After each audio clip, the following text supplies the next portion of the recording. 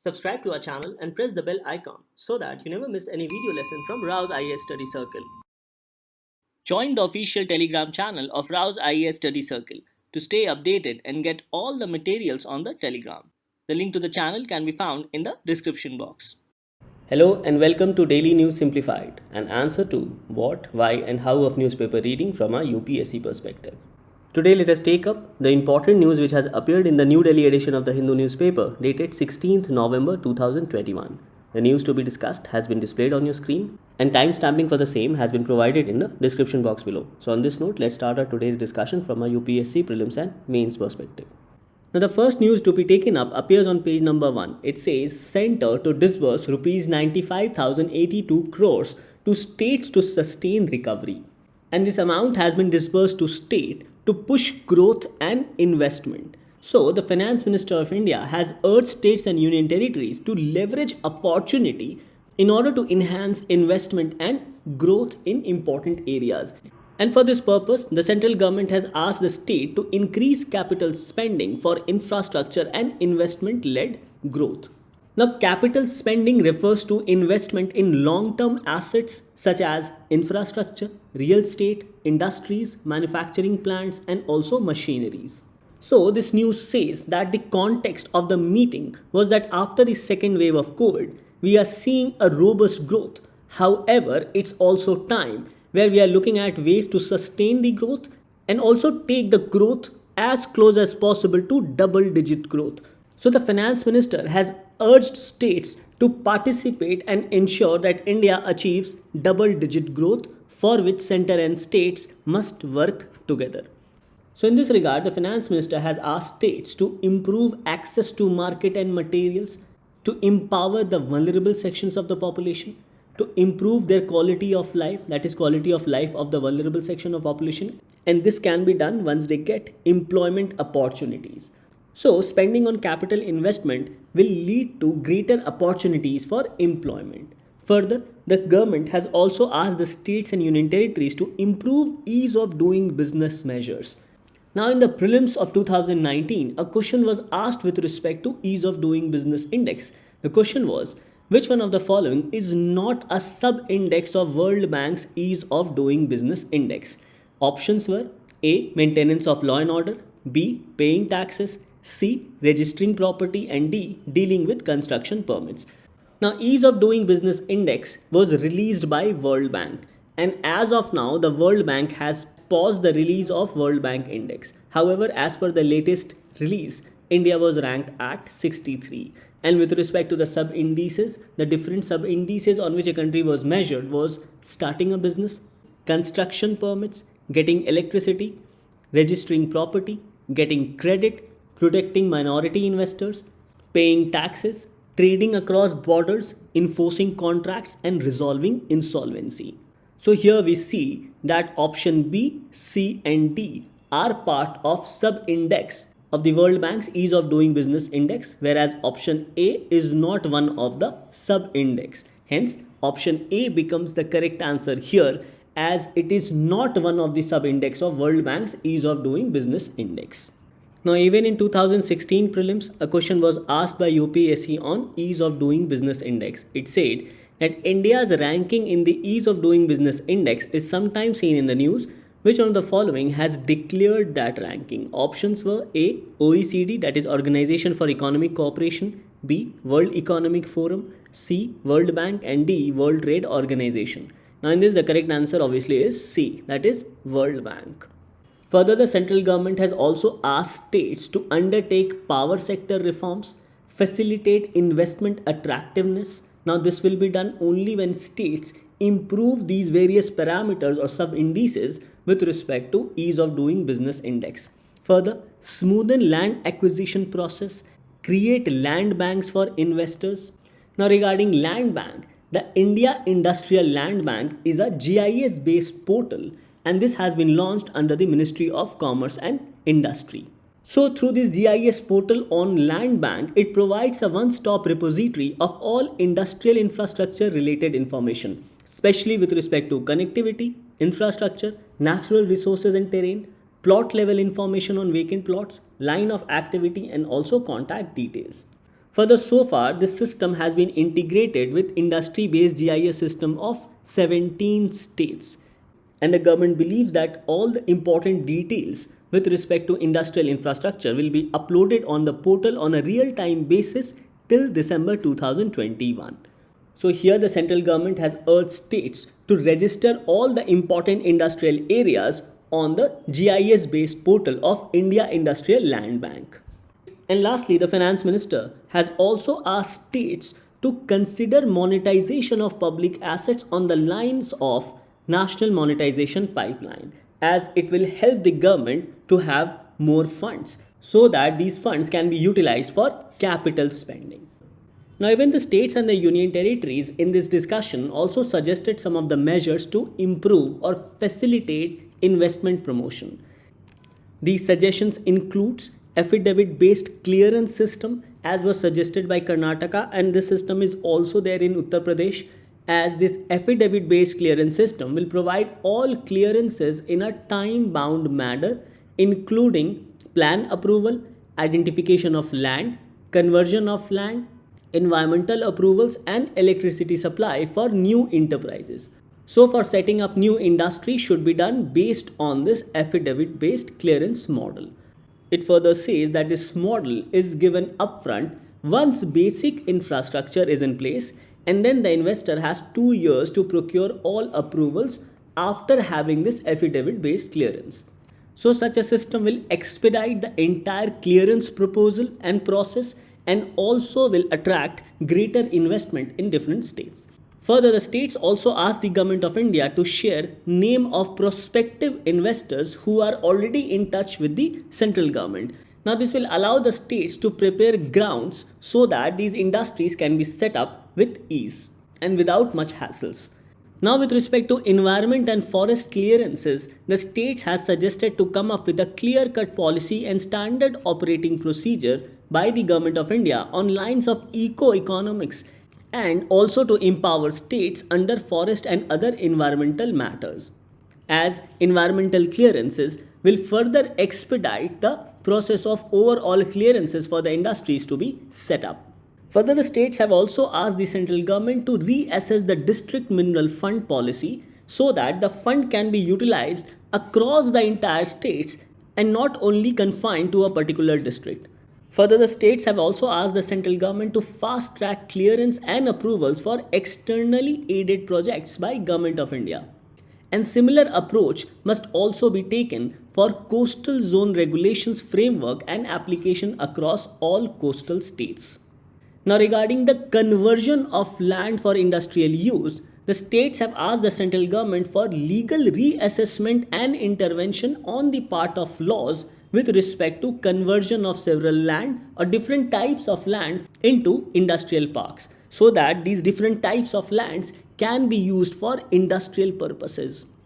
Further, the states also asked center to strengthen dispute resolution mechanism and also post award contract enforcement, and also asked center for model concession agreements to strengthen infrastructure PPP ecosystem, that is public private partnership ecosystem.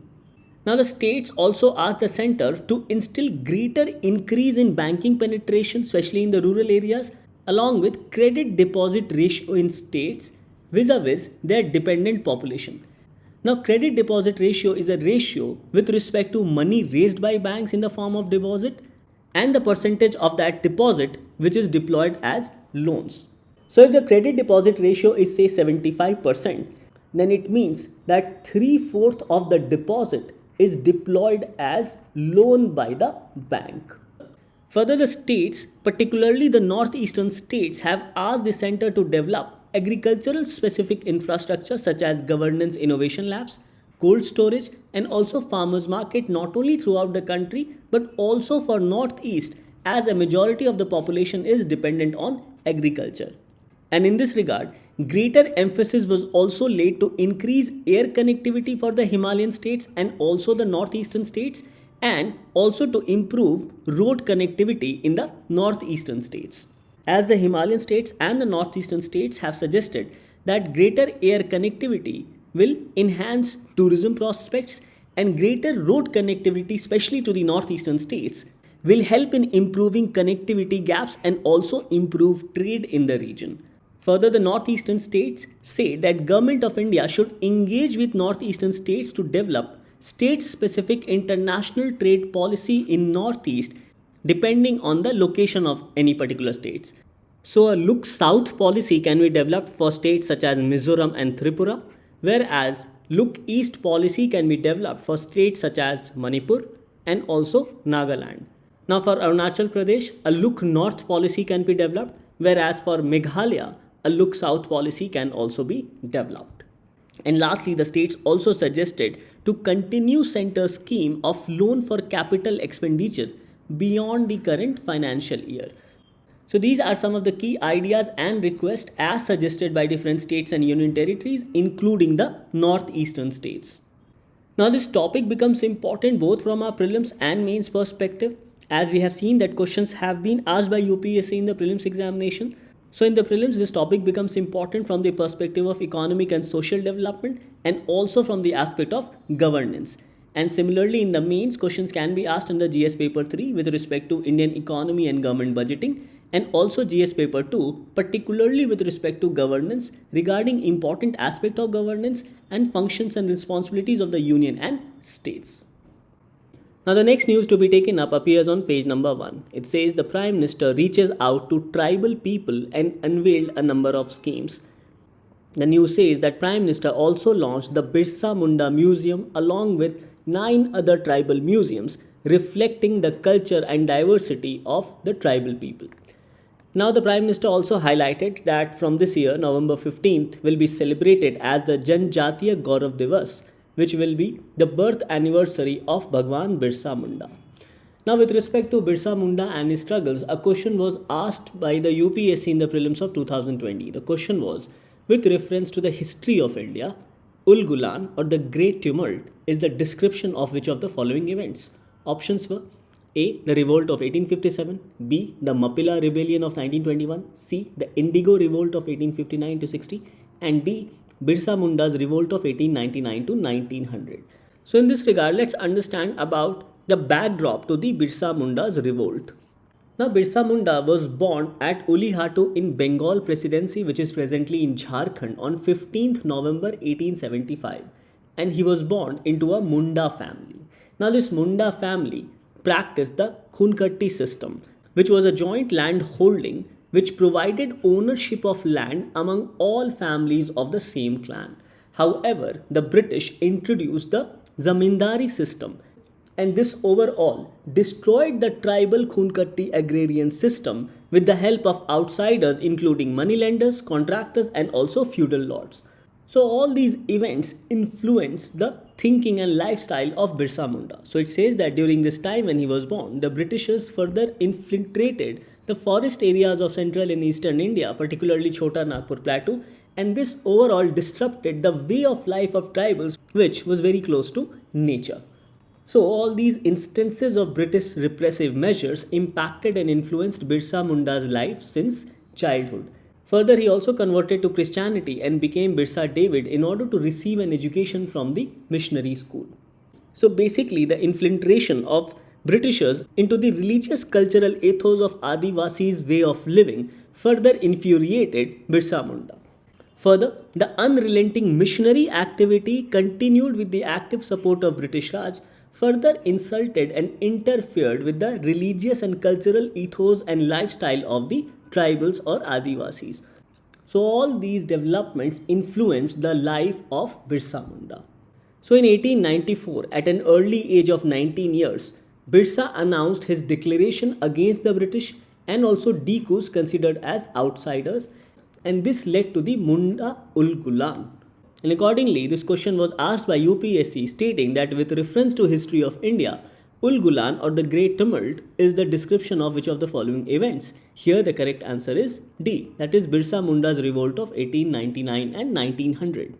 So it highlights that Ulgulan is a very important rebellion of tribal people among various uprisings of the tribals and peasants in India in the 19th century. Further, Birsa Munda also started his own religion and proclaimed that he was God's messenger. So many other communities other than Munda such as Kharais, RAU'S accepted him as their leader. Further, many other Hindus and also Muslims flocked to see this new leader of the masses.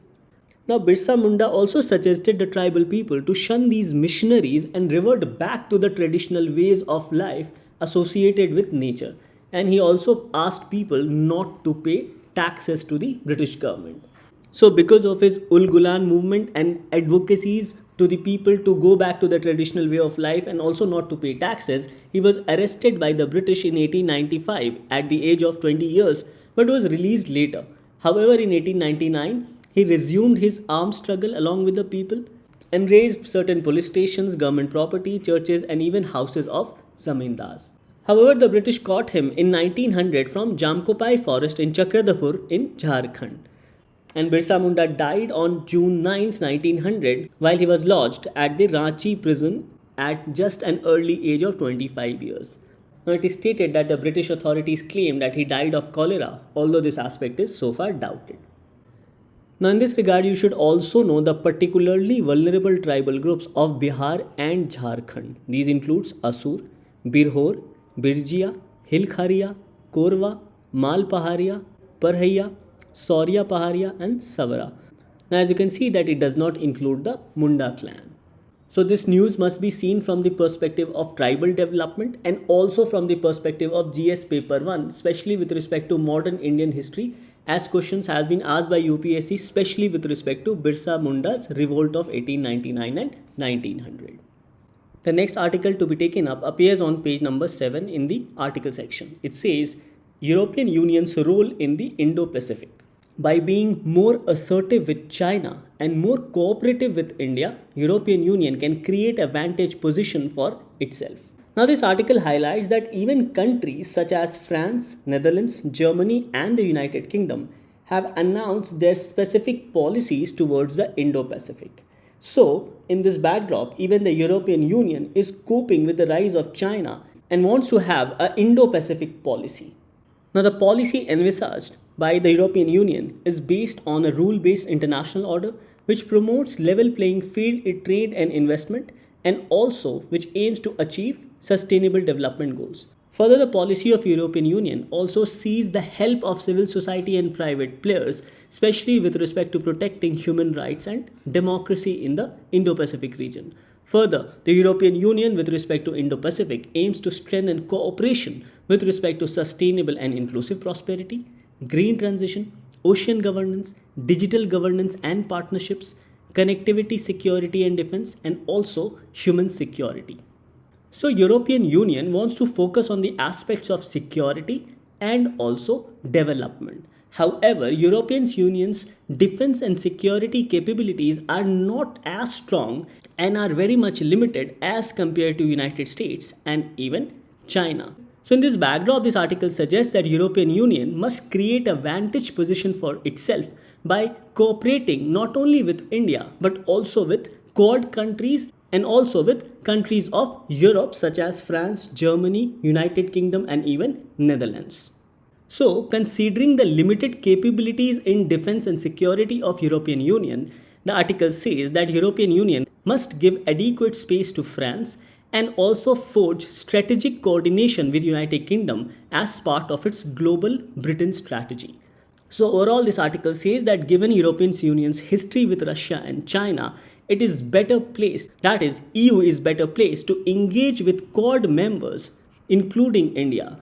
So members of Quad includes US, Australia, Japan and of course India. Now here let us also understand the limitation for India in the Indo-Pacific region, especially in the backdrop of rising and assertive China. Now India so far does not have formal military ties with United States and India believes in strategic autonomy. So even though there is a great deal of activity around the Quad, it is clear that India is in no position to play a significant military role outside its immediate neighborhood, namely the Indian Ocean region. Further, confronting China in Western Pacific, which is 5,000 kilometers away from India, is not strategically feasible for India, especially at a time when Chinese are sitting along a large chunk of India's land borders. In either case, India lags behind China in almost all elements of comprehensive national power, including its military. Now, India recognizes the centrality of ASEAN to its Indo-Pacific strategy, but in the region, its key political and economic ties remain anchored in the city-state of Singapore. So we can say that India has failed to build significant ties with other ASEAN countries, even Vietnam, with which it had an important relationship.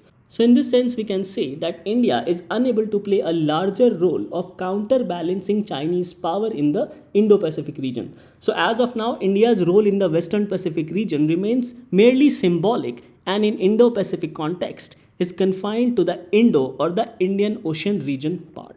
So these can be said to be some of the limitations for India in the Indo-Pacific region. Thus, this article must be seen from the perspective of GS paper 2, particularly with respect to international relations. Now, based on our discussion, this becomes your practice question for the day. It says, consider the following statements about the India Industrial Land Bank. Options are: first, it is a GIS based portal and acts as a one-stop repository of all industrial infrastructure related information. Second, it provides information pertaining to connectivity, infrastructure, natural resources and terrain, plot level information on vacant plots for industrial purposes. So the question is, which of the statements given above are correct? Options are A, 1 only, B, 2 only, C, both 1 and 2, and D, neither 1 nor 2. Now coming to the answer of yesterday, the question was, consider the following statements. First, the Glasgow meeting was the 26th session of the Conference of Parties to the United Nations Framework Convention on Climate Change, or COP26. Yes, this statement is correct. Second, these meetings are held every year to construct a global response to climate change. Yes, this statement is also correct. So the question was, which of the statements given above are incorrect. So here the correct answer becomes D. That is, neither 1 nor 2 is incorrect. So with this, we come to an end to today's analysis. Thank you for watching DNS.